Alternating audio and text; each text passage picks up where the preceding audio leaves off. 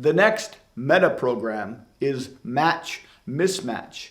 And this is very similar in structure to the similarity difference meta program, but the match mismatch meta program is not about the world in general. It's about how we perceive ideas that are coming from other people. Do we see similarities with our ideas and their ideas, or is it more of a mismatch? Do we see the differences, the dissimilarities between their ideas and our ideas? I don't know what it is that you just said. Maybe the way you said it, but you reminded me of something I saw somewhere, maybe on social media, I don't remember. But they were talking about how there's two different types of orientations when we hear an idea from somebody else. We either agree with the idea, or we look for similarities between our ideas and their ideas, or we kind of disagree with the idea and we look for dissimilarities between our ideas and their ideas. For me, I think it's about the person and the type of relationship I have with the person. If somebody is in my social circle, if I have a lot of shared experiences with this person, I tend to look for overlaps between their ideas and my ideas, points of agreement between their ideas and my ideas, even if I've never heard them before. On the other hand, if I don't have a lot of experience with this person, if we don't share a lot of common ideas and they're outside of my social reference group, I tend to automatically look for differences between their idea and my idea, particularly if I suspect that they're trying to convince me to believe something. What about you? When you hear a new idea from somebody, do you tend to revert toward the match theory or the mismatch theory? And then ask questions, ask follow-up questions, let them explain their identity, define their identity in any way that they like. The next meta program is the convincer strategy. When we hear new ideas from other people, do we tend to accept them quickly and easily, or does it take us a long time to accept new ideas?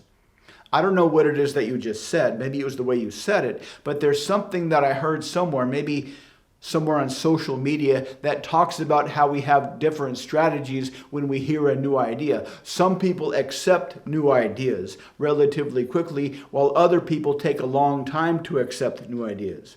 For me, it kind of depends on my mindset. If I'm in learning mode, if I'm in data acquisition mode, I tend to accept new ideas relatively quickly. For example, I like to read books on economics, and because I'm in learning mode, if I'm reading a book on economics, I'll tend to accept the ideas from the author without question at face value. And then if I read another economic book later, and the ideas in those later books overwrite or are different from the first ideas, I'll simply overwrite the old ideas with the new ideas. On the other hand, if I'm not in data acquisition mode, if I'm not in learning mode, and somebody comes at me and tries to convince me of a new idea, I will resist that idea at all costs, even if it seems like a better idea. What about you? When you hear new ideas, do you accept them easily and quickly, or do you put up resistance and it takes a long time to accept new ideas? Ask questions, ask follow-up questions, let them self-identity any way they like, and see how long they talk. The next is possibility necessity. And this talks about when we do things that are outside of our comfort zone or outside of our experience of familiarity. Do we do these things because we can and we want to see what will happen, or we do things that are outside of our comfort zone only because we have to?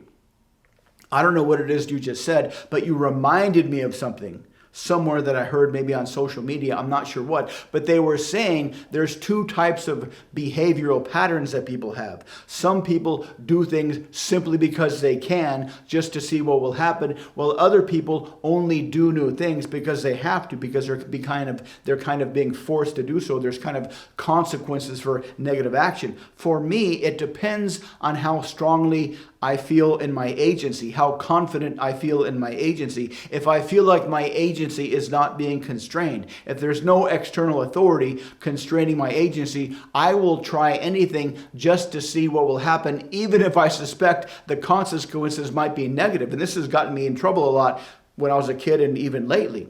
But other times when I feel like there's somebody trying to tell me to do something, even if it's in my own best interest, even if I suspect the outcome will be good, simply because somebody is telling me what to do, I will resist that at all costs, and I will only do these things if there's immediate negative consequences for inaction. What about you? Are you more of a possibility person, or are you more of a necessity person? ask questions, ask follow-up questions, let them self-identify any way they like, and let them talk as long as they want.